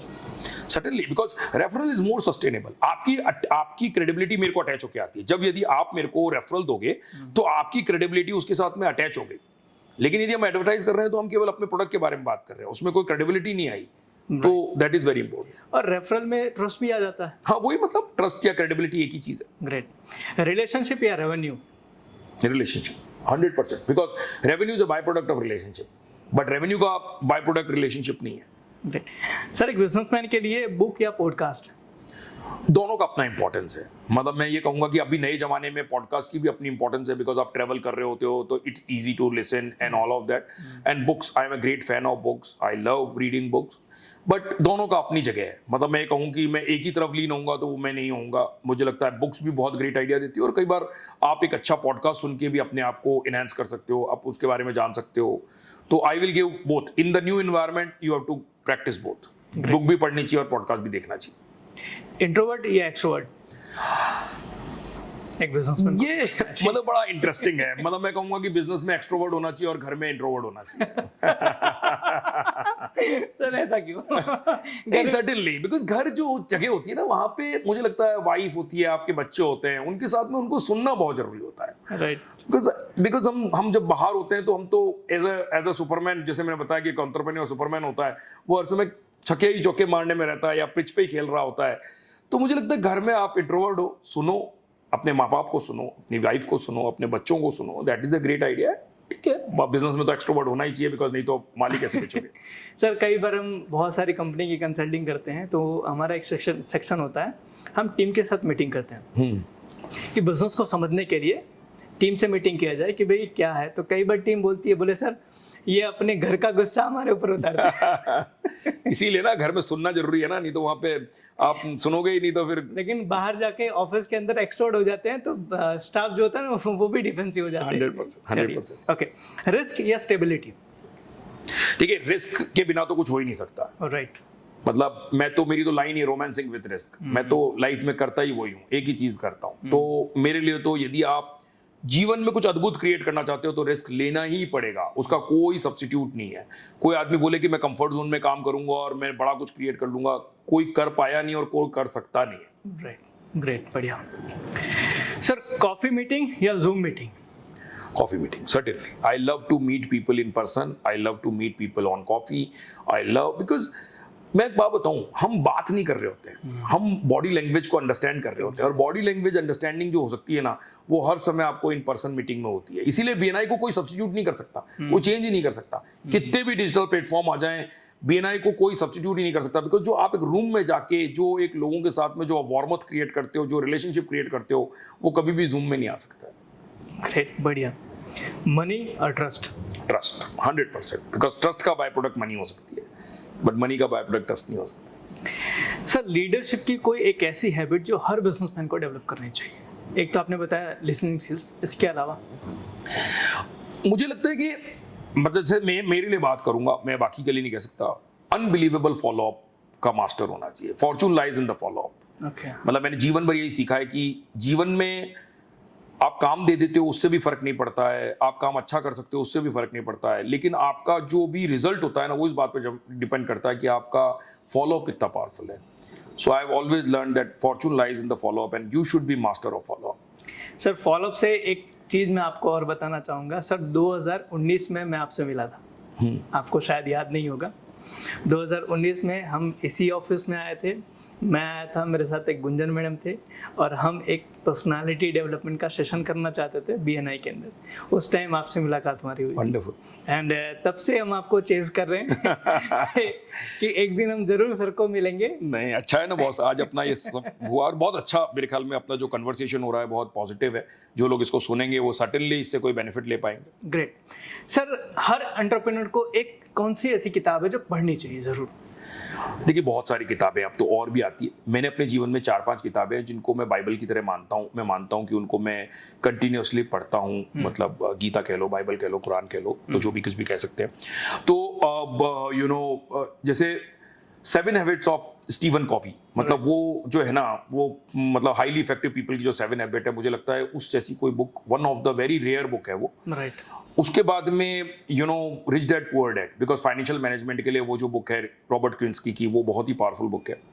Unlimited power of Anthony Robins, वो एक बहुत ही अद्भुत बुक है। और दूसरा, चौथी बुक जो मैंने अभी रिसेंटली जोड़ी है, वो है इकिगाई। सर मैं एक जगह पर सुन रहा था ऐसे कि जितने भी हाईली सक्सेसफुल बिजनेसमैन हैं उनकी 2 आदतें हैं, आप मुझे करेक्ट कीजिएगा। पहली एक बुक रीडिंग की और दूसरा मेडिटेशन की। डेली करता हूँ मैं। आई डेली डू आप बहुत मेडिटेशन। सारे लोगों को मिलते हैं सर, मैं भी बहुत सारे लोगों को मिलता हूँ। मैंने तो चीज़ ये देखी है सर कि जितने ज़्यादा हाईली सक्सेसफुल होते हैं वो बड़ा काम एंड कंपोज होते हैं, पहला। दूसरा, उनकी लाइफ में रीडिंग जो होती है वो रेगुलर होती है। क्या सर ये चीज़ें आपने भी देखी है? मैंने तो कंटिन्यूसली देखी है। मैं तो हर दिन पढ़ता हूँ, हर दिन रीड करता हूँ और हर दिन मेडिटेट करता हूँ। और पता नहीं, मेरे को मालूम नहीं कि मैं कितना सक्सेसफुल हूँ, पहली बात। दूसरा, मतलब मुझे लगता है कि ये दोनों बुनियादी जरूरत है, दोनों। क्योंकि यदि आप माइंड से काम करते हो तो आपको मेडिटेशन करना मैंडेटरी है। यदि वो नहीं करोगे तो। और दूसरा, जब आप लोगों के साथ बात करते हो तो नए आइडियाज नहीं आ सकते जब तक आप पढ़ोगे नहीं, जब तक आप रीड नहीं करोगे तब तक आपको, if you want to lead you have to read. मैंने कहीं पे पढ़ा था आज के 20 साल पहले कि यदि आपको लीड करना है तो आपको रीड करना पड़ेगा। And I think that changed everything for me. Great sir, great, बढ़िया। आज भी सर मैं भी बहुत पढ़ता हूँ सर। मैं आजकल दर्शन पढ़ रहा हूँ। बहुत अच्छी बात है, पढ़ना ही चाहिए। सर BNI को एक शब्द में बताएं तो? BNI को एक शब्द में बताऊं तो ट्रस्ट। यदि सिंगल वर्ड बनना हो ना, तो एक ऐसी जगह है जहां पे कि आप ट्रस्ट बिल्ड करते हो और उसके कारण आप अपना बिजनेस का एम्पायर बिल्ड करते हो। ग्रेट सर, बहुत बढ़िया, बहुत बढ़िया सर। सर ये हमारा रैपिड फायर जो था वो खत्म हुआ। सर आपकी लाइफ के बारे में थोड़ा सा जानते हैं। आपकी लाइफ का सबसे कठिन दौर कौन सा था? देखिए ऐसा होता है, जो एंटरप्रेन्योर होता है ना, वो योद्धा की तरह होता है। आप देखोगे यहाँ पे मैंने कुछ लिखा हुआ है मेरे ऑफिस के अंदर, I am possible, I am a magician, I create, I am a lover, I serve, I am a warrior, I fight, I am a king, I own. And ये जो तीसरी लाइन है ना, I am a warrior, I fight, ये मेरे साथ में हर समय जिंदा रहता है। तो हर दिन कुछ ना कुछ होता रहता है। और ये हर एक एंटरप्रेन्योर की जिंदगी का सफर है कि उसको चैलेंजेस से गुजरना पड़ेगा, उसको अद्भुत चैलेंजेस से गुजरना पड़ेगा। तो जीवन में अच्छे समय भी चलते रहे और बहुत डिफिकल्ट टाइम भी आए। लेकिन मैंने एक ही चीज सीखी है, जो रेसिपी मैंने, किसी भी चीज पे आधे घंटे से ज्यादा खुश नहीं होता और किसी भी चीज पे आधे घंटे ज्यादा दुखी नहीं होता हूँ। जीवन में कितनी बड़ी तकलीफ आ गई हो, आधा घंटा देता हूँ उसको, रोता हूँ उसके ऊपर, लेकिन उसके बाद में नॉर्मल हो जाता हूँ। और कितनी भी बड़ी अचीवमेंट हो, मैंने करोड़ों रुपए कमाया हो, तो मैं आधे घंटे उसके ऊपर खुश होता हूँ और उसके बाद में मैं नॉर्मल हो जाता हूँ। ग्रेट, बढ़िया। सर एक बिजनेसमैन को सोशल कंट्रीब्यूशन कितना करना चाहिए और क्यों करना चाहिए? क्योंकि सारा कुछ ही करना चाहिए। मेरी एक बात सुनिए, मैंने एक आदमी के साथ में सुना था और बहुत जीवन का, क्योंकि आपने सवाल किया है, मैंने आपको बीच में काटा, लेकिन फिर भी मैं इस बात को रखता हूँ क्योंकि इंपॉर्टेंट है। जीवन के 3 पाए होते हैं, वो भी 3P होते हैं। क्या होता है? पहला पाया क्या होता है? प्रॉफिट का पाया। आदमी जब काम चालू करता है तो क्या सोचता है? पैसा कमाऊं, अभी पैसा, ये वो, मनी होता है शुरुआत के 10 साल तक। उसके बाद में क्या होता है? पैशन का पाया। अरे यार मैं पैसे के लिए काम नहीं करता, पैशन, मेरा पैशन है बहुत। जो तीसरा पाया होता है ना, वो बहुत अद्भुत लोग ही पा पाते हैं और वो सबसे इंपॉर्टेंट है। वो है वो जो होता है पर्पस का पाया होता है। तो जो तीसरा पाया है ना, वो बहुत रेयर लोग कर पाते हैं, लेकिन मैंडेटरी है। जो कुछ हम है ना, वो समाज का बाय प्रोडक्ट है। जो कुछ हमको पाया है ना हमने, वो 100% समाज से पाया है। और मैं आपको एक बात बताऊं, हिस्ट्री उन लोगों को याद रखती है जो समाज को देके गए, उनको याद नहीं रखती जिन्होंने सामान से छीना। आप मेरी बात समझ रहे हैं? तो इसलिए ये बहुत इंपॉर्टेंट है कि हम समाज के लिए करें और सतत करते रहे। जो लोग जितने सफल हुए हैं उनकी जिम्मेदारी उतनी बढ़ जाती है, क्योंकि समाज ने उनको उतना ज्यादा दिया है, भगवान ने उनको उतना ज्यादा दिया है। तो ये जैसे जैसे आप सफल होते जाते हैं, समाज के लिए करना, पर्पस के लिए करना आपके लिए उतना ज्यादा इंपॉर्टेंट है और करना ही चाहिए, हर समय करते रहना चाहिए। क्योंकि सर अभी थोड़े टाइम पहले हमने एक पॉडकास्ट किया, आई थिंक आप जानते होंगे, महेश सवानी सर को, पीपी सवानी ग्रुप। बिल्कुल जानता हूँ, बहुत अच्छे दोस्त है मेरे साथ में रहते हैं, आशीर्वाद पैलेस में मेरे साथ में रहते थे, अभी तो नहीं। उन्होंने सर बताया कि हम एक टाइम पे डायमंड के अंदर टॉप 10 में पूरे इंडिया में आते थे। बिल्कुल आते थे। देन उन्होंने डायमंड से अपना बिजनेस शिफ्ट किया, आज उनके 14-15 स्कूल हैं, यूनिवर्सिटीज़ हैं, हॉस्पिटल्स हैं, आज वो लैंड के कारोबार में हैं। उन्होंने अभी तक लगभग 5400 प्लस बेटियों का विवाह किया। बिल्कुल। जब मैं उनसे बात कर रहा था सर, मैंने उनसे पूछा, मैंने बोला सर ये इंस्पिरेशन कहाँ से आया? तो बोले एक इंसान को खाने के लिए 2 रोटी चाहिए होती है, अब 2 रोटी का तुम्हारा इंतजाम हो गया तो फिर इसके बाद क्या? कुछ तो तुम्हारे पास पर्पस होना चाहिए कि भाई मैं अब इसके लिए कमाना चाहता हूँ या इसके लिए करना चाहता हूँ, नहीं तो इंसान मर जाएगा। हाँ बिल्कुल सही बात है। तो आपने जो बताया ना सर पर्पस, तीसरा वो सबसे इंपॉर्टेंट है एक इंसान की, और हर बिजनेसमैन के पास प्रॉफिट एंड पैशन के बाद पर्पस नहीं होगा तो शायद वो कहीं ना कहीं पहुंच ही नहीं पाएगा। ग्रेट सर, बढ़िया, बहुत बढ़िया। सर एक आखिरी सवाल आपके बारे में, आपके हिसाब से सफलता का मतलब क्या? कितना समाज को आप दे सकते हो वापस। ओके। सफल वही है जो कि समाज को वापस दे रहा है, और समाज आपके बारे में क्या बात करता है, क्या आपको किस तरह से लेता है। मैं बिजनेस एनवायरनमेंट की बात नहीं कर रहा हूँ, मैं समाज की बात कर रहा हूँ, जहाँ पे कि आप कंट्रीब्यूट करते हो, वो आपको कैसे देखते हैं। तो मेरे लिए सफलता एक ही चीज है कि how much are you giving back to society, that's the only success का पैरामीटर। क्योंकि सफलता कुछ होती ही नहीं है, रुपए से सफलता का कोई मेजरमेंट ही नहीं हो सकता। बट सर आज हम जिस शहर में रह रहे हैं, इस शहर में मैं ऐसे भी बिजनेसमैन को मिला हूँ सर कि जिनके वहाँ पे अपने स्टाफ को वो मिनिमम वेजेस से भी कम सैलरी देते हैं, प्लस उनसे काम वो इतना लेते हैं, शायद आपको आइडिया ही होगा सर, आप टेक्सटाइल इंडस्ट्री में चले जाइए, सुबह 7 बजे की शिफ्ट चालू होती है और रात को 7 बजे कंप्लीट होती है, 12 घंटे। एंड उनकी हार्डली आप सैलरीज देखेंगे, उनकी 15, 20, 25 हज़ार से ज़्यादा नहीं है।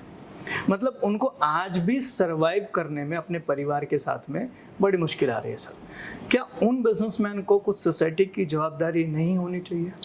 होनी चाहिए। देखिए मुझे लगता है ये ना बहुत डाइकोटमी है लाइफ की, जिसको कहते हैं ना कि एक, जिसको कह सकते हैं कि बहुत बड़ी डिफरेंट है। वही आप कभी आप देखोगे कि वही एंटरप्रेन्योर जो है ना, कहीं पे 1 करोड़ रुपए का दान देने के लिए डिक्लेयर कर रहे होते हैं, 50 लाख का डोनेशन कर रहे होते हैं। तो मुझे लगता है वो करना चाहिए, लेकिन हमें सबसे पहले हमारा जो फर्स्ट सर्किल है, जिसको हम जो हमारे फैमिली के साथ में जुड़े हुए लोग हैं, चाहे वो हमारे ड्राइवर हैं, चाहे वो हमारे ऑफिस में काम करने वाले लोग हैं, चाहे हमारी फैक्ट्री में काम करने वाले लोग हैं, मुझे लगता है उनका ध्यान रखना सबसे पहली जरूरत है। तो ये नॉन नेगोशिएबल है। मतलब मुझे लगता है एक एंटरप्रेन्योर के लिए यदि वो उनके फाइनेंशियल नीड का, उनकी प्रॉब्लम्स का, उनके बच्चों की पढ़ाई का, उनकी हेल्थ का ध्यान नहीं रखता है ना, तो मुझे लगता है कि वो फिर बाद में आप समाज के लिए कुछ भी करते हो तो उसका कोई मतलब ही नहीं है।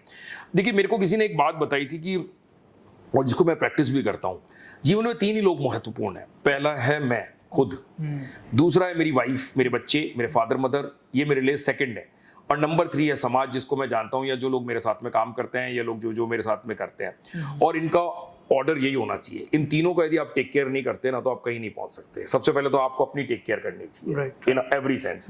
उसके बाद में आपको फर्स्ट इमीडिएटली आपकी वाइफ, आपके बच्चे, आपके फादर मदर, उनका ध्यान रखना चाहिए। और उसके बाद में आपको अपने साथ में जो भी जुड़े हुए लोग हैं, चाहे वो आपको हेल्प करने वाले लोग हैं, आपके सहभागी हैं, आपके पार्टनर्स हैं, आपके एम्प्लॉयज हैं, जो भी लोग हैं, उनका ध्यान रखना चाहिए। तो मुझे लगता है वो तो नॉन नेगोशिएबल है। मतलब इसके ऊपर तो बात भी क्या की जाए।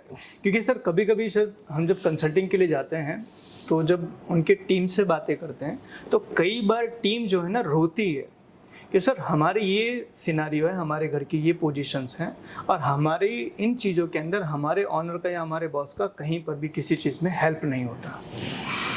चलिए ग्रेट, बढ़िया, बहुत बढ़िया सर। सर थोड़ा सा आगे बात करते हैं फ्यूचर के बारे में। अगर मानिए BNI के अलावा कुछ और आपको आज के टाइम पे शुरू करना हो, या BNI के अलावा कुछ और इंडस्ट्री में आप जाना चाहते हैं, तो वो कौन सी इंडस्ट्री होगी? नहीं, मैं तो बहुत सारी इंडस्ट्री में हूँ। मैं तो 11 बिजनेसेस करता हूँ, लार्ज 11 बिजनेसेस करता हूँ। तो मैंने आपको जैसे बताया कि BNI मेरे लिए बिजनेस है ही नहीं। मैंने उसको चालू ही एक संस्था की तरह किया था, एक ऐसा किया था कि कम्युनिटी बिल्ड कर रहा हूँ। उसके बाद में मैंने कॉर्पोरेट कनेक्शन, एक दूसरी कम्युनिटी है जो हमने अभी बिल्ड की है, जो कि ऐसे लोगों के लिए जो 100 करोड़ से ऊपर के टर्नओवर वाले लोग हैं उनके लिए है। तो वो भी मैंने अभी बिल्ड किया, और कंटिन्यूसली कम्युनिटी बिल्डिंग का काम मैं चालू रखता हूँ। जैसे एंजल इन्वेस्टर्स की कम्युनिटी, 24,000 एंजल इन्वेस्टर्स फाउंडर्स पूरी दुनिया के हमने एक प्लेटफॉर्म के ऊपर लेके आए, हमारे प्लेटफॉर्म पे वी फाउंडर सर्कल के ऊपर हम लेके आए। तो कंटिन्यूसली करता हूँ, लेकिन हाँ ये चीज़ जरूर है कि जो भी बिजनेस मैं अब करूँगा उसमें मैं कम्युनिटी बिल्डिंग का जरूर ध्यान रखूंगा, क्योंकि वो मेरा कोर स्ट्रेंथ है, वो मेरा सबसे बड़ा कोर चीज़ है। ग्रेट सर, आर्टिफिशियल इंटेलिजेंस के बारे में क्या कहना है? बिजनेस के अंदर आज बड़ी तेजी से जगह ले रही है। जो नहीं सीखेगा वो बाहर हो जाएगा। जो आर्टिफिशियल इंटेलिजेंस को यूज नहीं करेगा, जो एआई का यूज नहीं करेगा, जो चैट जीपीटी का, क्लॉड का, जेमिनाई का, एंथ्रोपिक का यूज नहीं करेगा, वो बाहर हो जाएगा। जितनी जल्दी आप सीखेंगे उतना बेहतर है। क्या सर कभी आर्टिफिशियल इंटेलिजेंस नेटवर्किंग की जगह ले पाएगा? नहीं ले पाएगा, क्योंकि उसमें ह्यूमन इमोशन का एलिमेंट ही नहीं होता है। ये हेल्प करेगा, ये हमको और हेल्प करेगा। जैसे अभी हमारा BNI कनेक्ट है, उसके अंदर AI टूल आ गया है जो आपको ये प्रेडिक्ट करके बताता है कि आपको किसके साथ नेटवर्किंग करनी चाहिए, किसके साथ क्या करना चाहिए। अच्छा, तो हम इसको एक मीडियम की तरह यूज कर रहे हैं, इसको हमारे हेल्पिंग हैंड की तरह यूज कर रहे हैं, बट कभी रिप्लेस नहीं कर कभी emotion, because element of emotion is the most important thing for human beings. AI will never be able to create emotion, and which is most important. Relationship build होने के लिए सबसे पहली चीज ये कि हम दोनों को एक दूसरे के साथ में एक इमोशनल कनेक्ट होना जरूरी है। केमिस्ट्री किसको कहते हैं? केमिस्ट्री तो वहीं से आती है ना, तो वो होती ही नहीं है। बहुत बढ़िया सर। सर एक आखिरी सवाल, जिसके बाद में हम पॉडकास्ट को खत्म करेंगे, कि अगर आज जितने भी बिजनेसमैन को आप मिले हैं, आपने बहुत सारे इन्वेस्टमेंट किए हैं, बहुत सारे लोगों के साथ आप कनेक्ट हुए हैं, ये जितने भी बिजनेसमैन हैं और जितने लोग हमें देखने वाले हैं, जितने भी देख रहे होंगे, क्योंकि ये बहुत छोटे छोटे गांव से होंगे, छोटे टाउन से होंगे, छोटे छोटे बिजनेस कर रहे होंगे, और उनका भी ड्रीम है कि मैं भी फ्यूचर में एक अच्छा बिजनेस बनाऊँ, उनको आप क्या एडवाइस करना चाहेंगे? एक ही एडवाइस करना चाहूंगा कि आइडेंटिफाई योर पैशन। सबसे पहले तो आप क्या चीज़ करना चाहते हो, आपका विजन क्या है लाइफ के अंदर, उसको आइडेंटिफाई करो, और उसके बाद में उसके साथ में अनबिलीवेबल तरीके से जुड़ जाओ। उसके साथ में उसके पीछे लग जाओ। कुछ बड़ा, कितना भी बड़ा नहीं होता है। मतलब ये हमारी सोच होती है जो उसको बड़ा और छोटा बनाती है।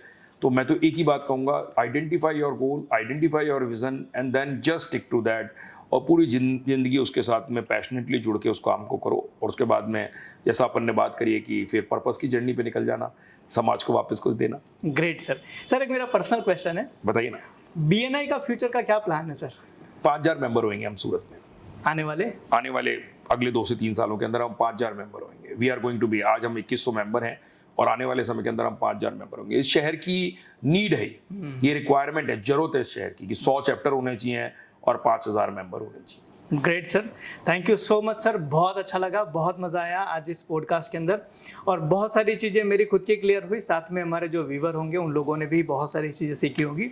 ये थे गौरव सर, जिन्होंने बताया कि नेटवर्किंग करना कितना ज़रूरी है किसी भी बिजनेसमैन के लिए और किसी भी बिजनेस के लिए। अगर अभी तक आप किसी नेटवर्किंग ग्रुप से नहीं जुड़े हैं तो आप सबसे पहले ये काम कीजिए, क्योंकि ये आपके बिजनेस की सबसे बड़ी पाइपलाइन है। तो पहले आप कनेक्ट कीजिए किसी भी नेटवर्किंग ग्रुप से। अगर कोई नेटवर्किंग ग्रुप नहीं मिलता है तो BNI तो ऑलरेडी लगभग पूरे भारत भर में अवेलेबल है, आप कहीं से भी ज्वाइन कर सकते हैं और अपने बिजनेस को बड़ा कर सकते हैं। साथ में आपके लिए एक जवाबदारी, सर ने बहुत सारी इन्फॉर्मेशन दी है, हमें उस इन्फॉर्मेशन में से क्या लर्निंग मिली वो कमेंट में लिखना है, मैं सर के साथ वो जरूर शेयर करूंगा। Thank you so much, and thank you so much sir, आप आए हमारे साथ में और आपने थैंक यू, बहुत बहुत धन्यवाद आपका। आपका। Thank you.